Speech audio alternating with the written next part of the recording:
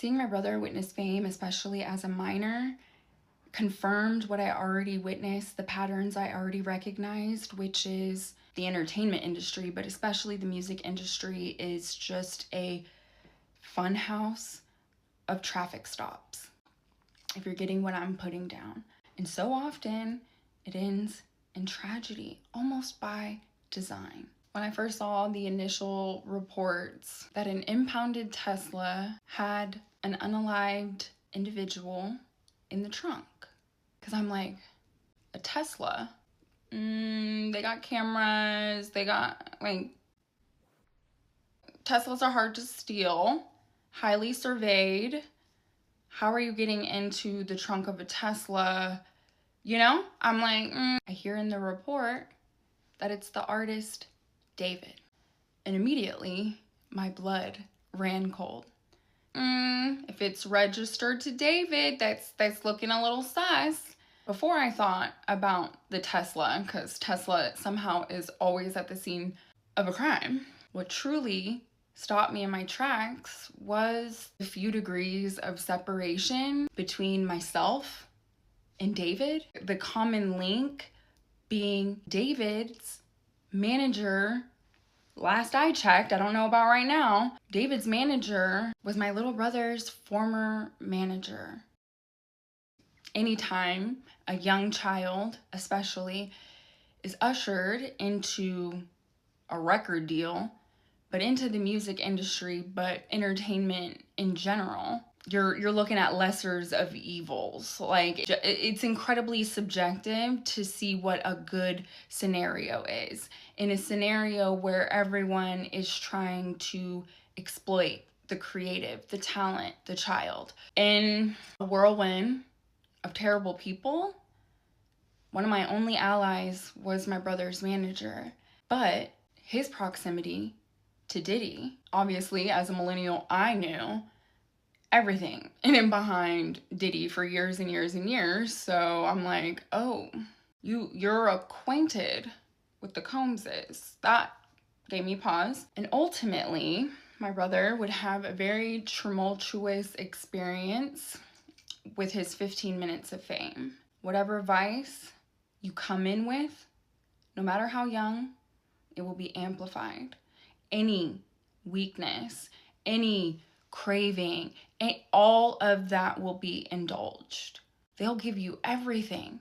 They'll let you be as uninhibited, gluttonous, feel as though you are invincible, while normalizing you being desensitized by the tsunami wave of freedom within the industry, access.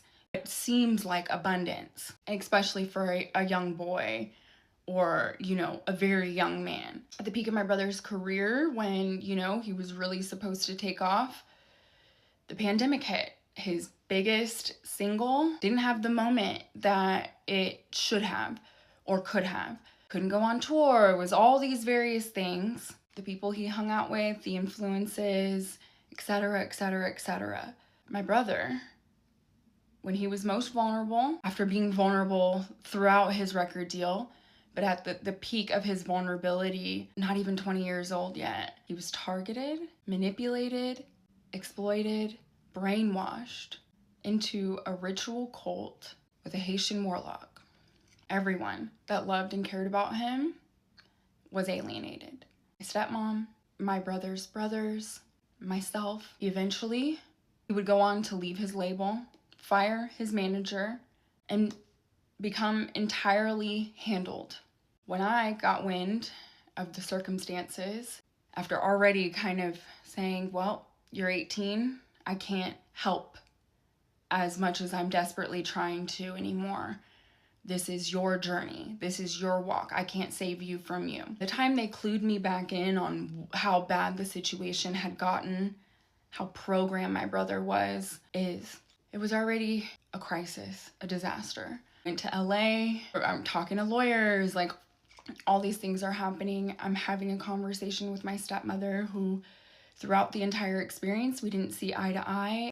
I was much more critical. But I don't have a kid, so I tried to lead with grace. But when I found out the extent of the psychological warfare and the spiritual warfare my brother had been inducted into, and the fact that my stepmother had witnessed it with such willful ignorance, that it's like, girl, just because you don't believe in it doesn't mean the consequences won't be felt in a tangible way. Because I'm very close with my father's mother, my grandmother. I know our family history. I know the veil is very thin in my bloodline. Cults, spiritual psychosis, self-medication, all of that it's almost inevitable with my genetics. So I freaked out. Was trying to articulate to my stepmom the severity of what they had walked into dealing with the wrong folks. At one point in the conversation, I let her know, whether or not you believe it, your reckoning will come when it's too late. This is the type of deal that comes back in blood. You won't actually, the light won't click for you until they start coming and taking their toll, picking us off one by one. And she still wasn't getting it. I'm just a half sister. We share the same dad. But for whatever reason, my stepmom believed, she was like, oh, well, you don't have to worry about it. You're farther removed from the bloodline. And I'm like, okay, you think I want to sit back and watch tragedy reign through my extended family? And also, I am your son's only sister. When it comes to our father, I am my father's heir. Nobody had to, initiate me. I know I am inheriting my grandmother's gifts, whether I like it or not.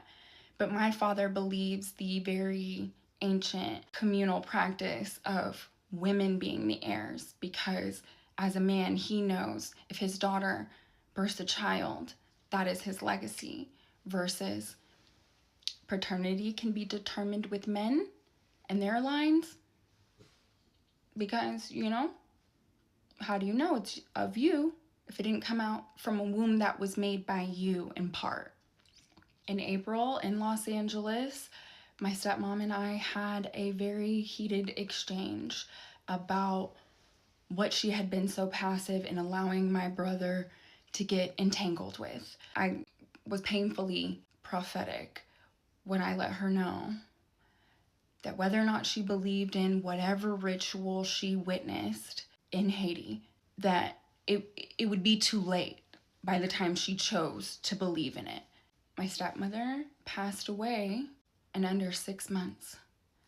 April, September, catches a rogue strain of strep throat and passes away unexpectedly and swiftly after relative exemplary health.